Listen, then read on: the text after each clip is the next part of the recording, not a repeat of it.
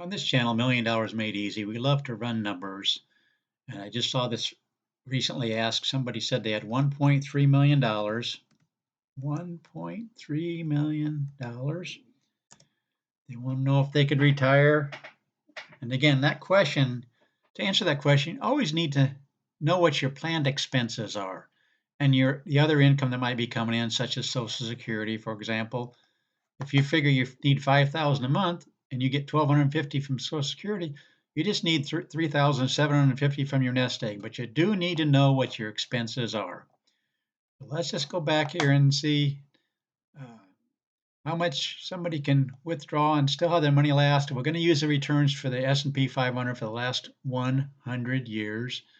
So let's just go ahead and the 4% rule has always been what everybody likes to go by. And again, if you only need $3,750, then you just withdraw $3,750. But that's only 3.46% of this 1.3 million. The 4% rule says you could actually go up to, let's just go with between 4,500 to be 4.15% and 4,250. You could withdraw that. And I want you to notice how often, well, we should probably plan a COLA though, shouldn't we? Let's go ahead and do the COLA in there, which means you start with 4,500 a month. The next year it's 4,590 and so on to try to keep up with inflation. I could run it at 2%, 3% or whatever. Let's go ahead and update this, see where somebody might be. Given the 100 years of data, how many times would you run out of money? This is what we see over and over and over again. The only time you're going to run out of money is 1929 and 1930. Why? Because they were such horrible years. Let me just show you here real quick. 1929.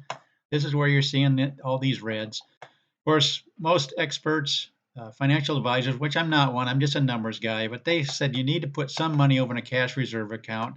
In other words, your asset allocation, you don't want 100% left in there. So I'm going to go ahead and do 30% going over into a cash reserve account. Let's just say it's paying, I think 4% might be a little bit high.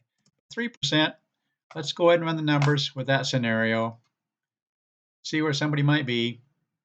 In the last 100 years, look at this. 0 times in a 20-year period. You're not going to find any reds there. And the only red you're going to see, you can barely see it right there in the 30-year column, was 1929. And you can see the numbers right here for 1929. So 4,500, if you go down through here, you can see by the time we get to year 22 or so, you're running out of money. But that's only 1929. Every other year, you'd be in fine shape. 1926, these are the numbers right here for the summary box. This is what you'd have after 10 years. 1,472,000.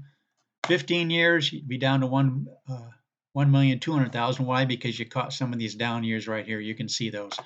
But in every scenario, you could take out this 4.15%, give yourself a 2% COLA, and have plenty of money left over. I've recently heard somebody says you can go with up to 5%. So let's just see what this is. 4.62. That's 4.85. Okay, let's go with 5,500 and run these same numbers and see if these numbers change at all. How many times in the last 100 years would you run out of money using the S&P 500? Still, you just have 2 times 1929 and 1930. It all comes back to these depression years. But if you look at any other scenario, even years like 2000, which we had three down years, and then of course 2008, these are the down numbers right there. You still would not be running out of money if you had this cash reserve. The stock market would be running out of money, but it still would be okay after 20 years, but really not that good. If you look up here, 43,000 left after 20 years. Again, we haven't had 30 years to even run the numbers, but that might be a little bit iffy at 5,500, which would be 5.08%. Let's just do one other one. Let's just do 5,000. Update that. That'd be 4.62%. In that case, after 20 years, given this scenario, you'd still have 362,000 left. Let's just go down through here and see how that might work out. Okay, you're down to 79,000 by the end of last year, given that scenario. So it just seems like the best way to go is just go with the 4% rule. Again, we can run numbers any way you want, but you could go a little bit higher than 4%, like we saw there at 4.15. Let's do one other one, 4750, which would be 4.38.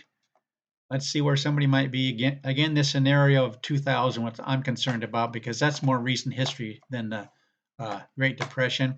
After 20 years, you'd have 526,000. Let's see where you'd be in 2023.